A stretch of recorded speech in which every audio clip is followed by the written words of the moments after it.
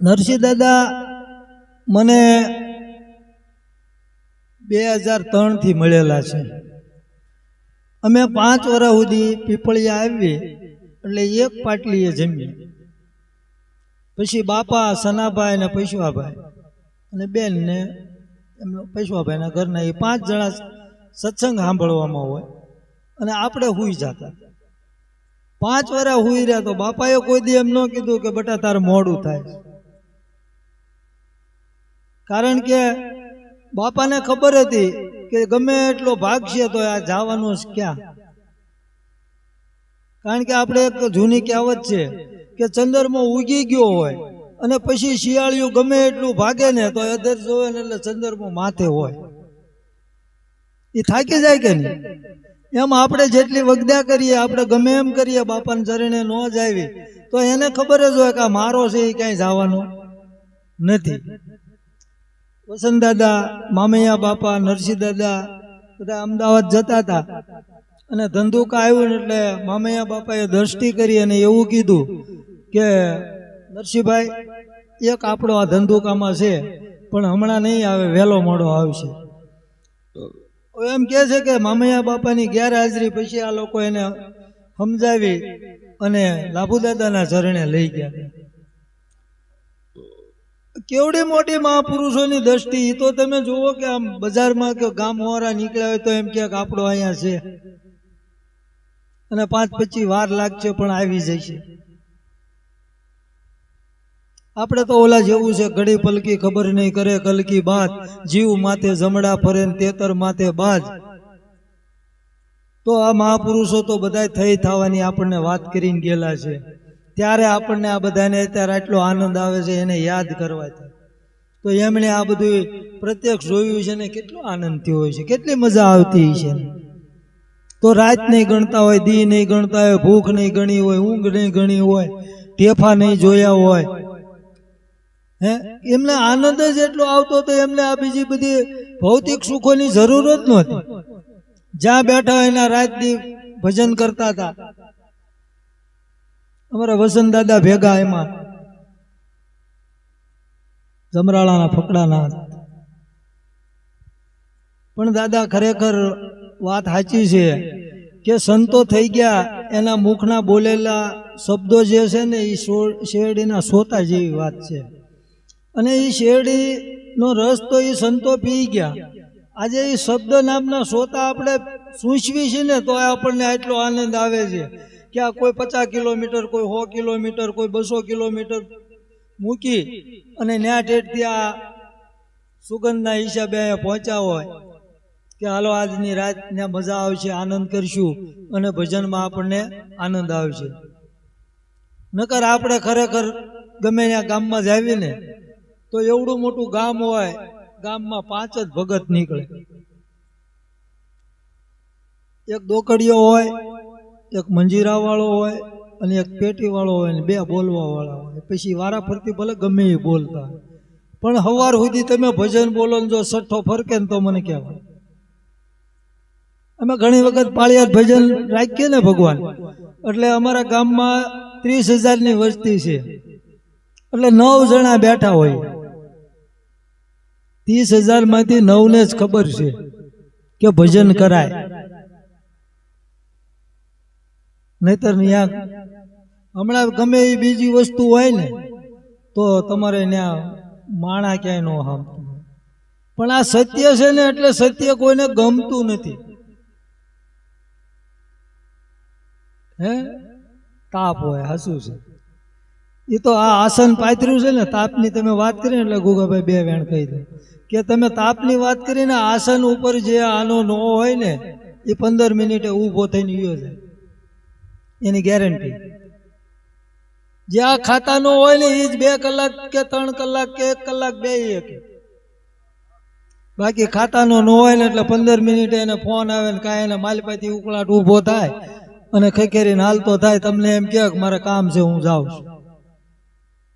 એટલે ઓલી ભજનની કડીમાં કીધું છે કે ગણપતિ બાપાએ બાગ બનાવ્યો, ચંપો મરવો ને ચમેલી, કળી કેટકીને કેવડો એની ફોરુમીએ ફૂલવાડી। હે આ એના હોય એને ક્યાંય ક્યાંય સુગંધ આવે બાપા 200-200 કિલોમીટર સુધી. હે ઈ આવે અહીંયા. બીજાનું કામ છે ગામમાં હોય હું શેડે આપણા શેડે હોય એ અહીં નો અંદર આવે. પણ બહુ સારી વાત છે કે જેના જેના છે પૂર્વની પ્રીતિ આપણે મળ્યા છીએ ને એ આપણને બહુ આનંદ છે ભગવાન. કારણ કે આપણે આજ એકવાર હારે છીએ એવી કોઈ વાત નથી. અનેક જન્મોથી આપણે બધા હારે ને હારે છીએ અને હશું.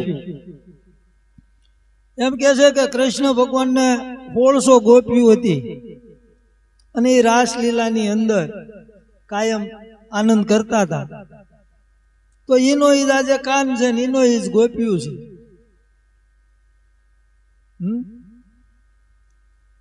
કારણ કે એ કઈ જુદા પડ્યા જ નથી 4 અવતારથી. રામચંદ્રજી ભગવાન હતા અયોધ્યાની અંદર, રામ રાજ્ય સ્થાપિત હતું, રામ કે એટલું થતું હતું. એક આખો યુગ પૂરો થઈ ગયો. કૃષ્ણ અવતારમાં આ લીલાની અંદર જે કાંઈ રામ અવતારમાં ત્યાં હતા એ બધાને ત્યાં ગોકુળ મથુરાની અંદર આનંદ કરાવી અને ભગવાન સધામ ગયા. રામાપીર વખતે જે 4 હારે હતા, રામદેવ, વિરમદેવ, હરભુજી અને હરજી ભાટી, એ આજે પાછા એના એ 4ના 4 હારે છે. જો લાભુ દાદા એમ કહેતા હોય કે જ્યારે પ્રહલાદ હતો ને ત્યારે એના ગુરુ કર્ણા કુંભાર હતા. એ ગુરુ શિષ્યનો નાતો આજ સુધી તૂટ્યો નથી બાપા. એ પરંપરાથી એનો એ વેલીના એનો એ હાલ્યા આવે છે. એટલે આપણે રોજ નવા ગુરુ ક્યાં ગોતવા જવા, રોજ નવા શિષ્ય ક્યાં થવા જવા. અને આપણને કોઈ હંગરે નહીં. હું તો ના પાડું છું મારા મત પ્રમાણે કે આપણે ક્યાંક ગયા હોય ને તો આપણને એમ કે જા ભાઈ જા, તારું કામ નહીં બાપા, આ બહુ કઠણ છે એમ કરીને આપણને ઉપદેશ ન કરે. હું અખાડામાં 18 વર્ષ રખડેલો છું. કેટલા વર્ષ? 18 વર્ષ સુધી અખાડામાં રખડ્યો છું. કોઈ પણ સાધુ હોય, કોઈ પણ સંત હોય, કોઈ પણ જગ્યાધારી હોય તો હું ત્યાં જાઉં, બેસું, સેવા કરું. પણ મેં કોઈ દી કાંઈ ભાળ્યું નહોતું. નરસિંહ બાપા મળ્યા એટલે આપણને જેમ કે ભાઈ ઉપરથી પાવર આવ્યો, લાઈટ આવી ગઈ અને સાપ પાડો અને લાઈટ થાય, એટલું આપણને નક્કી થયું, જાજુ નહીં. કે ગુરુ ઇઝ ભગવાન, બીજો ક્યાંય ભગવાન છે નહીં અને અમારે ક્યાંય ગોતવા જવું નથી. બીજાને મન જેને જ્યાં છે ત્યાં. મારા એક પૂરતી વાત કરું તો મારા મન મારા ગુરુ છે એ ભગવાન છે. હે મારે આપણે મારા ઘરનાનું માથે નથી લેવું, છોકરાનું નથી લેવું, આપણા ગુરુ ભાઈઓનું નથી લેવું. એમને આપણે નથી સમજાવવા કે ભાઈ ગુરુ ઇઝ ભગવાન છે પડ્યો રે બાપા, એમાંય નથી આપણે કેવું. મારા પોતાની માટે, મારા કુટુંબીજનો, મારા હગાવાલા મને એમ કે ભાઈ તમે આ ખોટું આટલું બધું દોડા દોડીને આવું બધું ન હોય તો હું કહું કે ભાઈ તમે ભગવાન દેખાડતા હોય ને તો આજ હવે મારે નથી જોવાનું. મને ગઈકાલ ભગવાન મળી ગયેલા છે. મારા ગુરુ છે એ જ ભગવાન છે. તો એ વસ્તુ કેવી છે કે મારા ગુરુજી એ જડી જડી અપરંપાર, કોઈની તોડી તૂટે નહીં. પછી કે ભલે લાખો મથે લુહાર. પોતાની જે જડ ભીડાઈ ગઈ છે એની માથે લાખો લુહાર ઘણના ઘા કરે, ખીણિયું રાખે, એ જડ તૂટે નહીં. અને જ્યારે એ જડ તમારે નો ઉકળે ને ભગવાન, તો જ આ ભજનની મજા આવે એવું છે. હે ઘડીક આપણે આ ડાળે ને ઘડીક ઓળે ડાળે, ક્યારેક ડાળ સૂકી ગયા તો ત્યાંથી હેઠા પડી ફોદા ન કાઢી નાખે.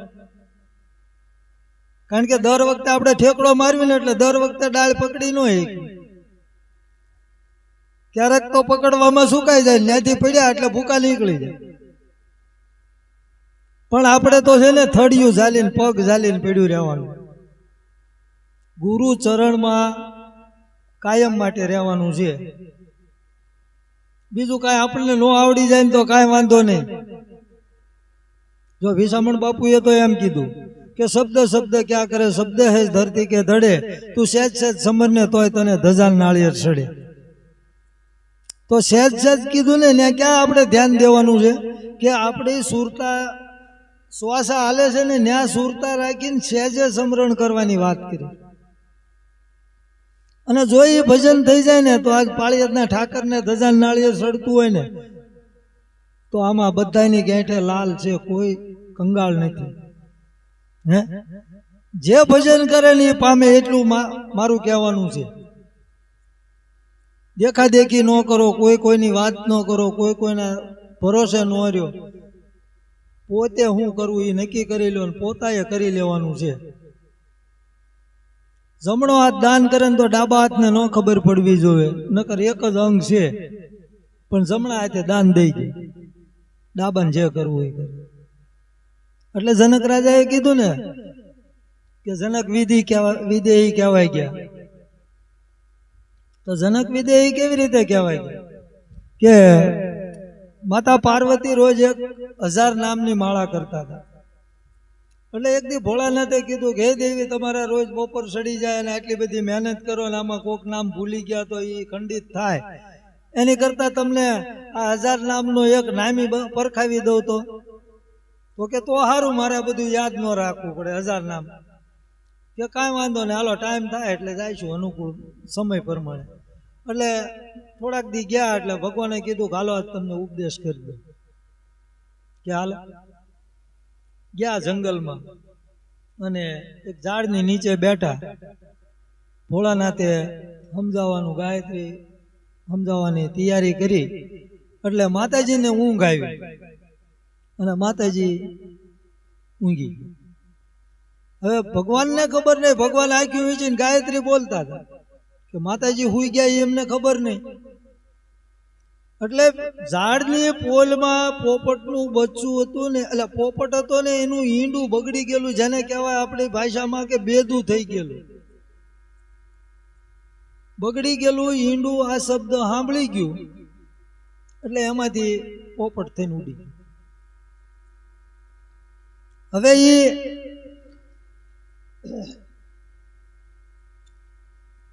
શું નામ છે,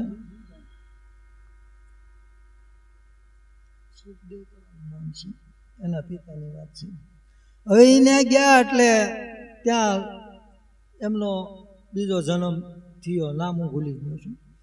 એટલે ઓર હોતા ભાગ્યા એટલે સુખદેવને એના પિતાએ કીધું એ કે જાતો ભલે જા પણ ગુરુ કરીને તો જનક વિદેહીને કરજે. કે કાંઈ વાંધો નહીં.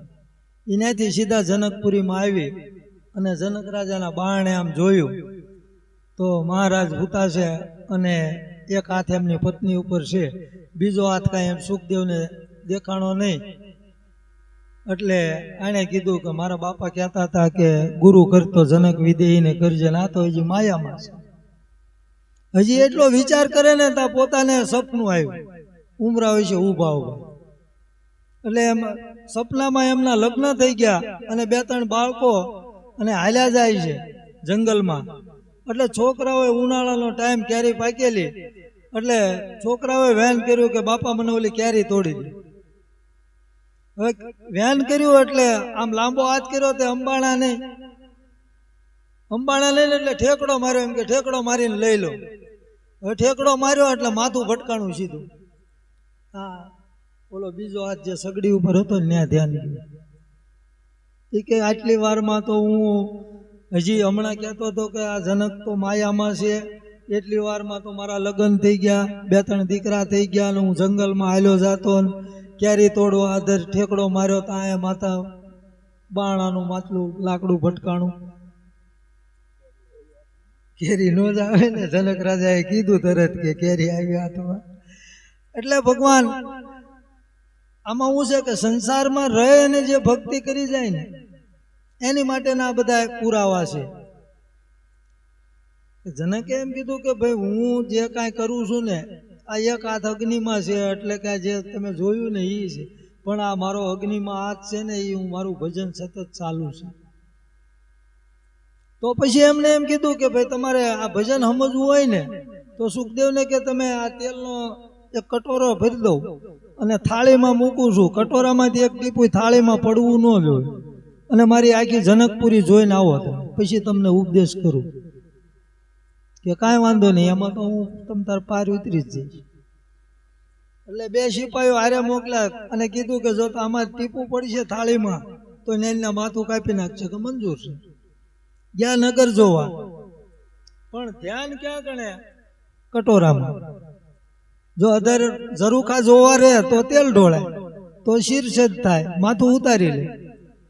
આખી જનકપુરીમાં આટો મરાવીને પાછા લાવ્યા ને કીધું જો જનક રાજા આમાં ટીપું પડવા નથી દીધું, કે ભલે ટીપું ન પડવા દીધું પણ મારી જનકપુરી કેવી કે ઈ કરવા રહો તો આ માથું ઉતરી જાય એમ હતું.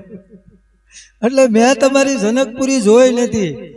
એમ આપણે રહેવું છે મચ્છની કોટીમાં, ડાઘ ન લાગવો જોઈએ. રહેવું છે હજાયાના પાંજરામાં, પણ હજાયો વાગવો ન જોઈએ.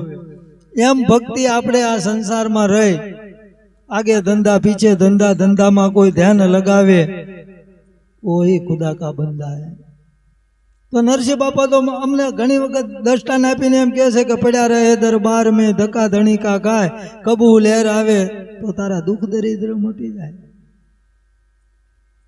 ક્યાં આંગળી સીંધી કે તું પડ્યો રે ધણીના દરબારમાં, ભટક ભટક ન કર, ભાગ ભાગ ન કર, આ હાસું ખોલ્યું હાસું, એ બધા વ્યામ ટાળી દે. જે સાચું છે એ એક જ નામ સાચું છે. નામ જે સાચું હતું એ મને મારા ગુરુએ આપ્યું હતું ને મેં તને આપી દીધું. કાંઈ તને ઓછું આપ્યું નથી અને બીજાને વધારે નથી આપ્યું. તો હવે મેં ઘણો ટાઈમ લીધો અને દાદાને પણ આપણે ઘડીક સાંભળીએ અને ત્યાર પછી સંતો ભક્તો બાકી હોય બધાને ભજનનો પણ વારો આપશું. ઉતાવળ ન કરતા જવાની બાપા, અને દાદાને કલાક પોણી કલાક બોલે પછી આપણે પાછા બોલીએ. સતગુરુદેવની જય, નરસૈયાનાથની જય, શાંતુબાની જય, મામૈયા પીરની જય, લાભેશ્વરનાથની જય. પધારેલ હરિગુરુ સંતો જય, સતગુરુદેવની જય.